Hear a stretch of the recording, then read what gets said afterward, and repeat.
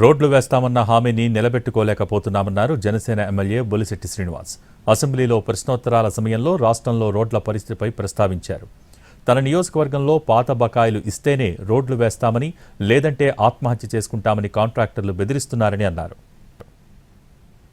ముఖ్యమంత్రి గారు సంక్షేమంలో పెద్దపేట వేసి గత ప్రభుత్వం కంటే బాగా చేసి మనందరినీ రోడ్ల మీద తిరిగి ఏర్పాటు చేసి ముందుగా ముఖ్యమంత్రి గారు ధన్యవాదాలు తెలియజేస్తూ, దాంతో పాటుగా ఏ జనం అయితే ఎక్స్పెక్ట్ చేసి మనం ఆ రోజు మరి రోడ్లు వేస్తారో, ప్రతి గ్రామానికి కనెక్టివిటీ ఉంటుంది, టౌన్లో కూడా రోడ్లు లేవు అనే పరిస్థితి నుంచి చాలా ఎక్స్పెక్ట్ చేసి మనకు ఓట్లు వేశారు అధ్యక్ష.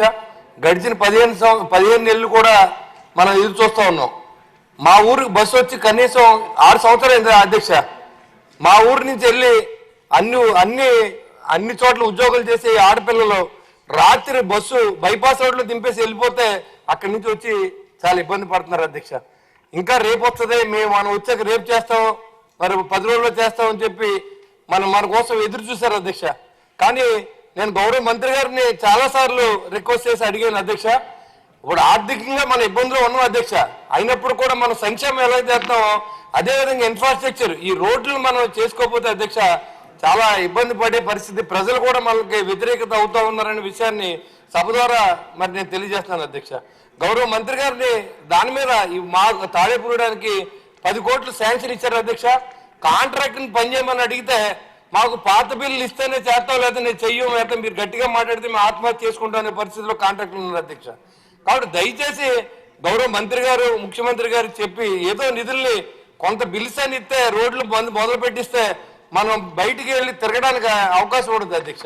ఇవాళ మన ఇంటింటికి తిరగాలంటే మీరు వచ్చాక రోడ్లు వేస్తారని మీకు ఓట్లు వేసాం, మీ ట్రైన్లు కడతారని ఓట్లు వేసాం, అయినా మీరు పాత పద్ధతిలో ఉన్నారు, సంక్షేమం ఆలో చేశారు కదా అని సమాధానం మనకు ఎదురవుతుంది అధ్యక్ష. కాబట్టి గౌరవ ముఖ్యమంత్రి గారి దయ వల్ల మరి ఈ రోజు వరకు సంక్షేమంలో మేము ఎక్కడా కూడా తలదించుకోవట్లేదు.